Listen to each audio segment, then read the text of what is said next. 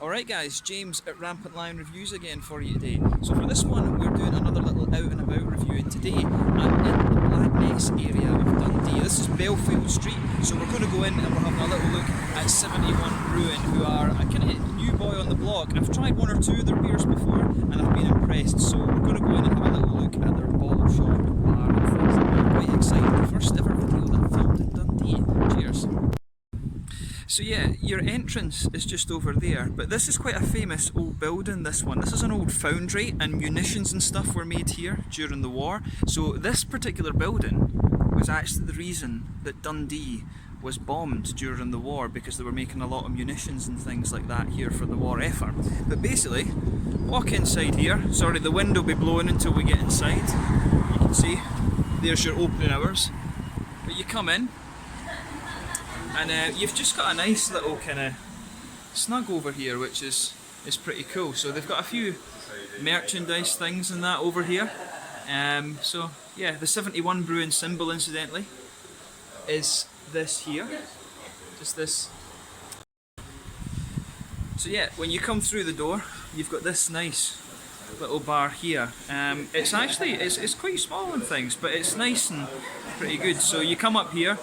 They've got some merchandise and stuff like this. So yeah, there's the 71 Brewing symbol. If you come over here, they've got this cage with all their different merchandise and things like that, which is kind of cool. And they've got a little kind of snug through here, which is pretty cool. You know, you can come in here and just sit and chill and watch TV and stuff like that. So I'll probably film my tasting video through here a little bit later on. But yeah. You head back through to the bar. So, and here are my companions for this. So, this is crazy Carla. Hello. Eda, my old flatmate, and my dad. And here's my dad, just kind of chilling, looking at me angrily because I'm filming him. But yeah, so on tap today, they've got a few different things. So they've got their raspberry mash, Arms Like Grath, Dundonian Pilsner, Berry Bonbon, which is their best selling beer just now as I hear. One of the things as well you'll notice here is they've got, where was it again, I lost it, Manual Brewing Company. So this is a collaboration brewery apparently with 71 and a lot of different brewers who are always changing. But they've got a good little selection here. I'm quite interested in their doppelbock that they've got too, because it's one of my favourite styles. But yeah, nice little snug bar here, and if you just look through here, you've got their whole brewing operation and things like that too. Apparently, they've just kind of bought next door. You can see some of the spent malt coming out of their brewing too, and they've got a nice computerised system, so pretty cool I have to say. In their fridge, they've got loads of different things as well. It's starting to get steamed up just because of all the malts and things kind of coming up. So yeah, they've got a few different things. A bit of Toil, La Quince from Spain, Cantillon, which is impressive that they've got that. Some Brewdog things, a bit of 6 Degrees North. A few other kind of cans and stuff down here. This one is the Manual Brewery, which is the collaboration brew. Up here, they've got, where's the handle for this? Yeah, so there's some Overtone brewing beers. Another few manual things and stuff like that, which is kind of cool. Salt Brewing, I've never heard of these guys. I'm not sure exactly where these guys are from. I think they were from, might have been London. But yeah, Evil Twin, some more Amundsen, Loca Poly, Northern Monk, Fierce Beer as well actually, which was kind of cool. Normally you'd just be able to look into this of course, but it's all steamed up. Yeah, some more 71 Brewing stuff. I do like the new designs of their cans and things like this. A few other things down here. I think those are Northern Monk, Gypsy Hill, Wander Beyond, who are pretty good. They're from the sort of Bristol area, from what I remember. Some more Stewart Brewing stuff. They're getting a bit more adventurous with the different things that they're doing as well. Lots more IPAs and stuff like that coming out there. Beerbibliotek from Sweden. Some more Northern Monk and things like that. Phantasma, their gluten-free IPA. And this is the 71 bottles. This is the one I reviewed ages ago, the Ferris Red. That's a beautiful Dunkel beer, that one. 71 Lager, the India Pale Lager, Breakfast Toast, Strawberry Milkshake IPA. all of these kind of things. They've got, I really like the designs of the cans here. Their collaboration brews are always really quite nice looking as well. But yeah, there's some more manual stuff down there too, but really nice looking beers. But let's do a few tastings and just see how we get on then. Alright guys, so the interesting part of the video then, let's do a couple of tastings. So the first beer that I've got for you is actually this guy, the Berry Bonbon, which is a strawberry milkshake IPA, part of their Blueprint series, number 8, and it comes in at 5% ABV. If you get it in a can, it will look like this. But I've got it on tap here, a half pint, which is quite nice. So as you can see with this one's poured a nice sort of rich orangey amber colour. There was a white head on this, it's just kind of faded away a little bit, but you can see nice kind of pretty damn clear beer, this one. You can see my fingers kind of coming through that there.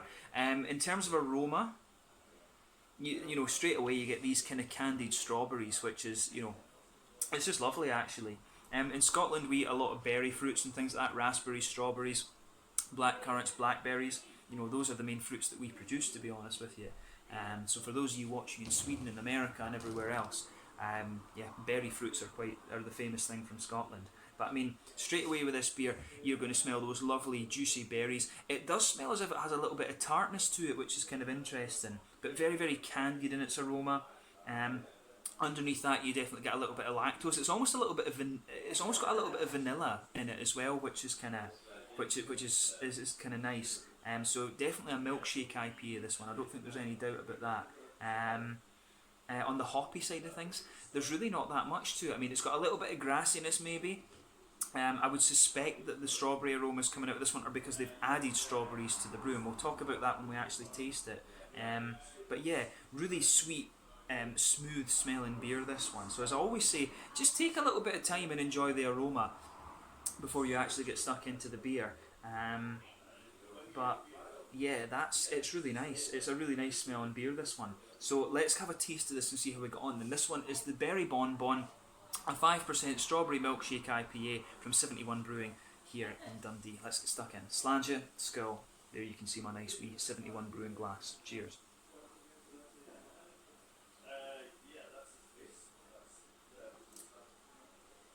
That's really nice. I mean, the thing you're going to notice about this beer is just how sessionable it is. It's really,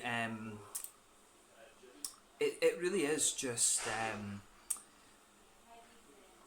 straight. You know, it's one of these ones that's a very good summer beer. I think it's fair to say that about it.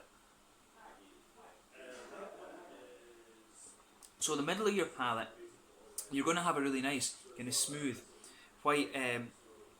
You're going to have a really smooth sort of pale malty quality go across the middle of your tongue. It's not quite thick enough to be wheat, it's just a very straight up kind of pale malt. The further that you go into the aftertaste, it starts to get more sort of lactosey, and further forward on the palate you get almost a little bit of vanilla out of it. So it comes across as quite sweet and quite candied, this beer, I have to say. But yeah, this is pretty nice. I mean, this is one of these beers, to me it's not overly complex, it's a nice sessioner, and I think that's how it's intended. It really is quite good in that regard.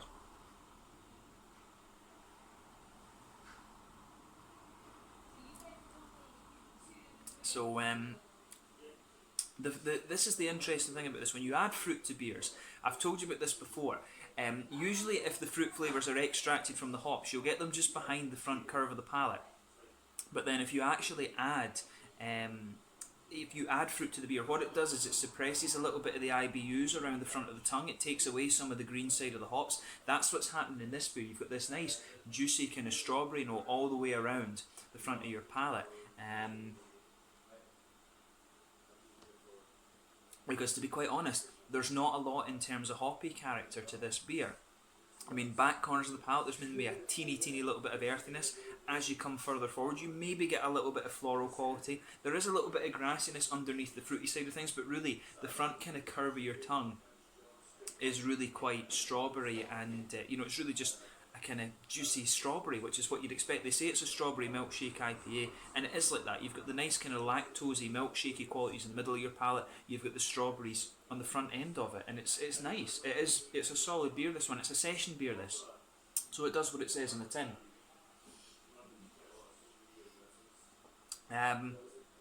So So yeah, on the mouthfeel then, this is definitely a kind of light-bodied beer for me.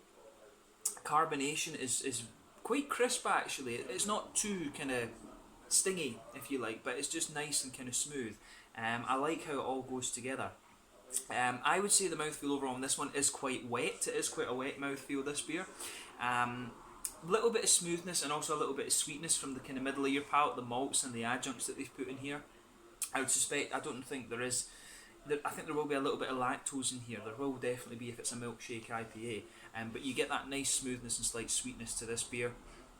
And I would say in terms of IBUs, you're lucky if you've got 10 IBUs out of this, but some lovely juicy fruity character as well. So overall, for my first beer that I'm having here at 71 Brewing, this is really, really nice. So let's leave it at that for this one. The Berry Bonbon, a strawberry milkshake IPA from 71 Brewing here in Blackness in Dundee. Lovely, lovely beer, this one. Thank you for...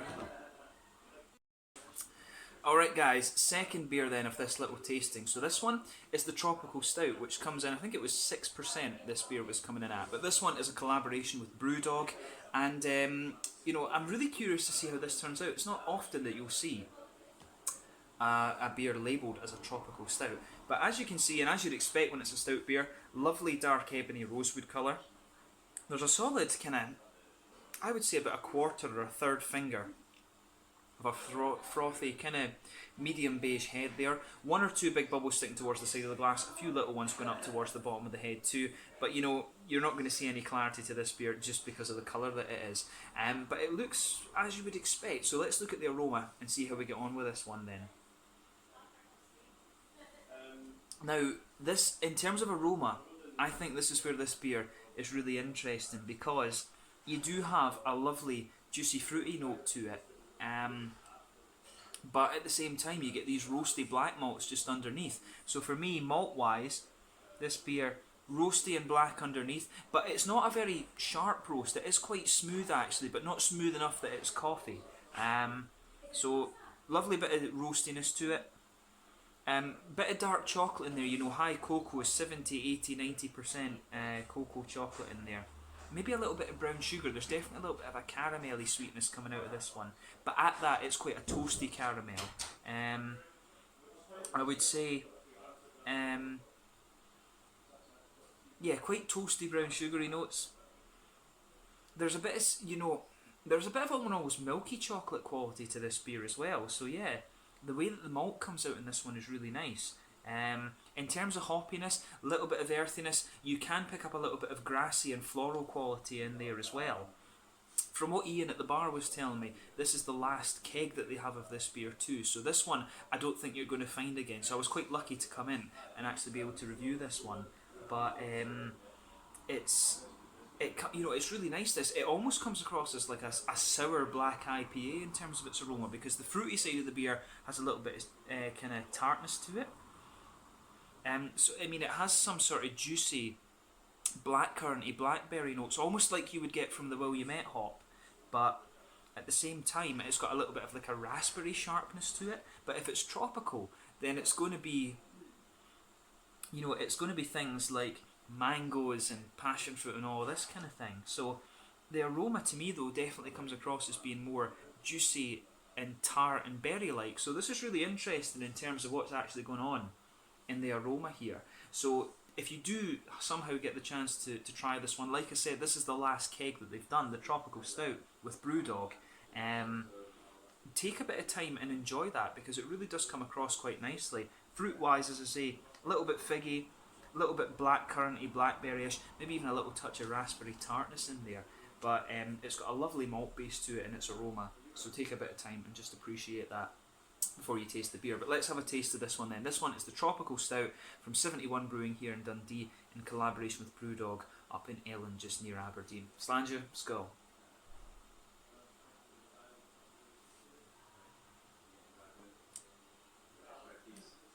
That's really nice. When you take it in, nice little bit of sharpness to it. I mean, it's quite, it is again quite berryish.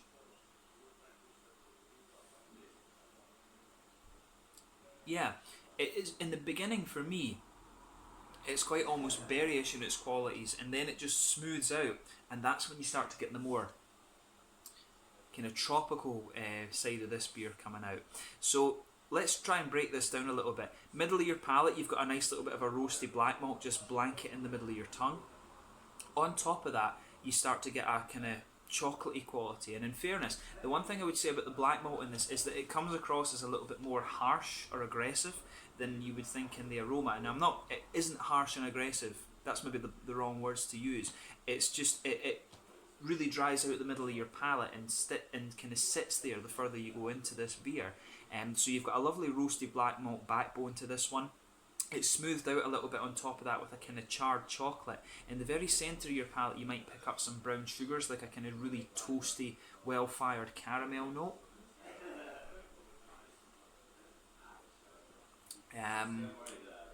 Yeah, definitely a nice little bit of sweet caramel coming out of this one in the middle of your palate. There's a little bit of an almost biscuity quality to this one as well. But the middle of your palate really dries out and it leans towards that roasty, toasty side of things, and the charred chocolate's there, and the well-fired brown sugars are there as well. It's not quite syrupy enough to be like treacle or molasses or anything like that, which is quite interesting.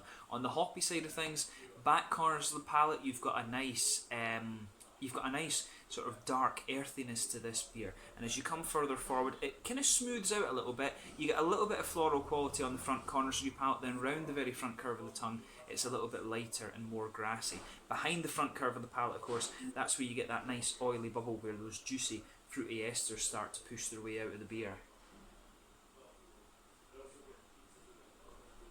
It definitely has a little bit of tartness there as well, though. So when you take this beer in and you've got liquid on your tongue, you'll definitely get a little bit of a sharp, tart bite coming out of this one, which is quite unusual actually, but it really does work for the beer. But the fruity side of things, let's try and pick out what fruits we have here exactly.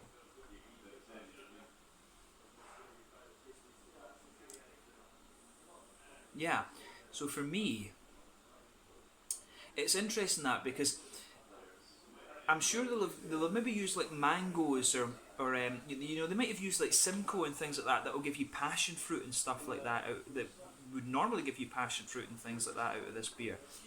But really it comes across as very red and fruity, this one. So it's almost kind of akin to a black IPA, and that's one of the comments I wanted to make about this beer a bit later on. In the beginning, it's really sharp and berries. It's almost got the tartness that you'd expect from like raspberries and stuff like that. But it's like, it has a... I mean, the further you go into the aftertaste with it, it's really like blackberry-ish and blackcurranty. And it's got a nice... It really has a nice kind of sharpness in the beginning that just smooths out. I mean, could it be Cascade and stuff? Cascade's always good for these kind of black IPAs and stuff like that. It's difficult to place what tropical fruits they would actually use in this. I guess it's maybe meant to have been a little bit of a grapefruit flavour, and because of the black malts and stuff they've used, it's evolved to be sort of more berryish and things, because it really has a bit of that. It's almost like a very sharp cherry, like tart raspberry and things like that comes out of this beer. And I think that's a good way to describe it, is cherries, blackberries, and probably raspberries as well. There's not too much in the way of a tropical note to this one, and I think that's just because of the way the malts and the malty sugars and the fruity esters interact in here. But I mean, overall, it's a really nice beer. I think the best way to describe this one in terms of style, it's got a black IPA kind of stout base to it.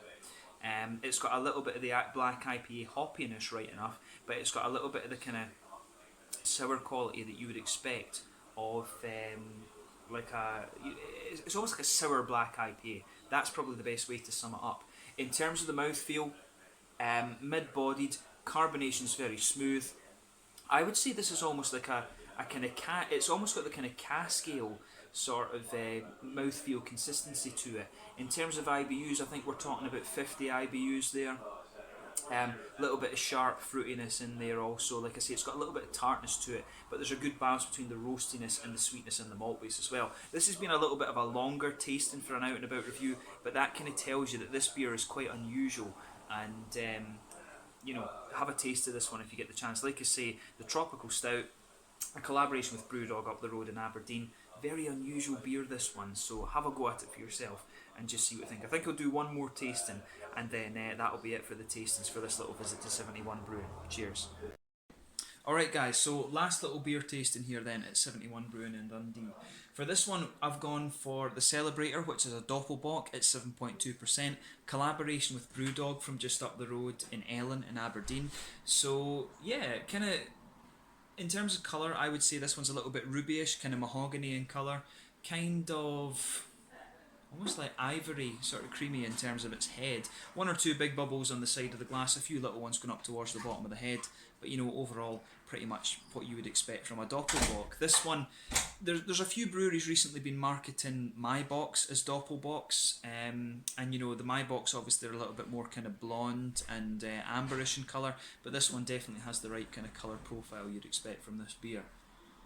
In terms of its aroma, I would say, it does come across as what you would expect from a doppelbock. There's a nice little bit of that German brown bready smoothness to it. Probably Weirmann malt from Bamberg. They're always quite smooth like that. Nice little bit of kind of caramelised brown sugar, a little bit toasty as you'd expect. Some woody, kind of nutty qualities. In terms of hoppiness, you've got a little bit of that typical kind of German noble earthiness in there. Wee bit of floral quality, a little bit of grassiness. The thing where this beer really shines is the fruit. I mean, you've got a little bit of a kind of datey, pruny kind of thing in there. There's a berry-ish note to it as well, like blackberries, black currants, that kind of thing. So I mean, in terms of its aroma, it really has everything you'd expect. It's actually very, very nice in terms of its aroma. You've got a kind of Werther's Original sort of butterscotchy type thing. So in terms of appearance and aroma, very, very authentic so far. This is a style of beer that I absolutely love. If you think of the likes of Eyinger, Celebrator Doppelbock, Paulaner Salvatore, the Assam Bock from the brewery's gone right out of my head now. But if you think from Weltenberg, that's it. If you think about the Assam Bock from Weltenberg, that's a beer that I really enjoy. So I'm really curious to see what 71 Brewing and Brewdog can throw up here, because I was really impressed with the Ferris Red, the German Dunkel that 71 did. So let's get stuck in and see how we got on with this one then. The Collaborator Doppelbock at 7.2% from 71 Brewing and Brewdog just up the road in Aberdeen. Slàinte, skål, cheers.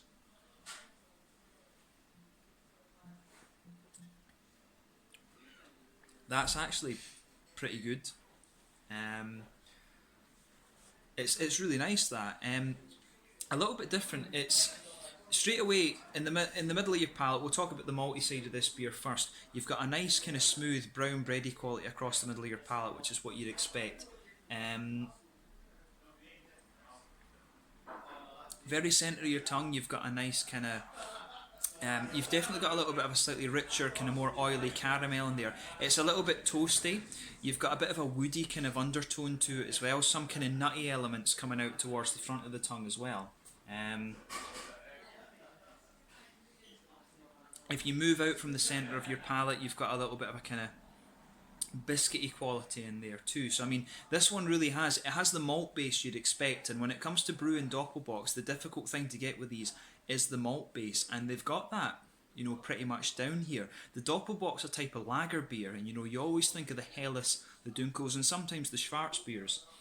And it's strange to think that with a beer that is quite as high in alcohol as this, that it is actually a lager beer. And they've got the malt base down here, and they've got the mouthfeel pretty good as well, but we'll talk about that a little bit later. I mean, is it the most complex doppelbock you've come across? Probably not, but they've got the flavours, they've got the right combination of flavours in here, and that's the main thing. So thumbs up to Brewdog and to 71 for this. This is a solid beer. Hoppy wise, back corners of your palate, you've got a little bit of that earthiness in there, and that'll be Hallertau, Tettnanger hops in there, it'll be that kind of thing. As you come further forward, it smooths out a little bit. On the front corners of your palate, you get a little bit of a floral quality. Round the front curve of your tongue, it's a little bit lighter and grassy, which is what you'd expect from these German noble hops. Behind the front curve of the tongue, it's a little bit more you know, that's where you're starting to get the fruity things. You always get that little oily bubble where the fruity esters come out of the beer. So for me, this one, you've got a little bit of this one kind of comes across as quite figgy, but at the same time you've got a little bit of a kind of candied strawberry in there as well. There's maybe a little bit of tartness too. There's a little bit of tartness to this, mainly in the beginning. So I would say, if I was having to put my flag on them, if I was having to, you know, plant my colours on this one, I would say it's a little bit, definitely a little bit figgy. There's a little bit of sharpness in there in the beginning, some kind of black currants and stuff like that. Quite juicy as you go further into the aftertaste too. It's not got any berry tartness or anything like that, mainly quite juicy. Figs, dates, maybe even a little bit pruny, to be honest with you. But in terms of authenticity, it's pretty good. The thing that I would say that separates it a little bit is that the brown sugars aren't quite as caramelised as you'd get from the ones that are brewed in Germany. But in terms of the types of flavours and things you've got in here, pretty authentic. So thumbs up to both breweries on this. Mouthfeel overall, I'd describe this beer as kind of, it's at the top end of mid-bodied, bottom end of full-bodied. Carbonation's really smooth. Mouthfeel overall is quite oily. Hoppiness, you're talking about, I think you're lucky if you get about 20 IBUs out of this, to be honest. The malt base is quite smooth, but at the same time it's got a little bit of sweetness and toastiness in there, and the fruitiness is nice and juicy. So I mean, this has pretty much everything you'd expect of the doppelbock. Pretty authentic. It's just the way that some of the flavours come out a little bit in it, but impressed with this, and it's cool to see another German style done very well with 71 Brewing. And this is one of the things that I would compliment them on, is how kind of authentic their German beer styles are, because everyone's focusing on IPAs and pale ales and stuff these days. There's not that many breweries having a go at the German styles as opposed to the English ones. So some thumbs up to 71 Brewing for this. This is my last tasting video, so I'll give you a little kind of final thought on the brewery when I get outside again. But I hope you've enjoyed this, and I hope you've enjoyed this little visit. Cheers. Guys, so final thoughts on 71 Brewing here in Dundee. It was really nice to come here. I mean, this is a brewery that I've heard a lot about. The quality of their beers is really good, so if you find yourself passing through Dundee, then I recommend you check it out. Big shout out to Ian, who sent me off and gave me a couple of beers. Shout out to John as well from Elgin, who was really nice when he took me from the bar. So if you find yourself in Dundee, come and have a look at 71 Tap and Bottle. They've got a good selection of things, both from themselves, from Manual Brewery as well, who are a sort of collaboration brew, and they've got lots of different things from different breweries around England as well. So come and check it out. It's cool to see Dundee kind of catching on with the craft beer scene, and I hope you've enjoyed another little out and about video. So this is James at RampantLionReviews saying off once again. I can't wait to see my beloved pars. They are both at the Gayfield Stadium. Until the next time, slant juice now, and I'll catch you guys later. Slant juice, go. Cheers. Hope you've enjoyed this. Come and check out 71 Brewing.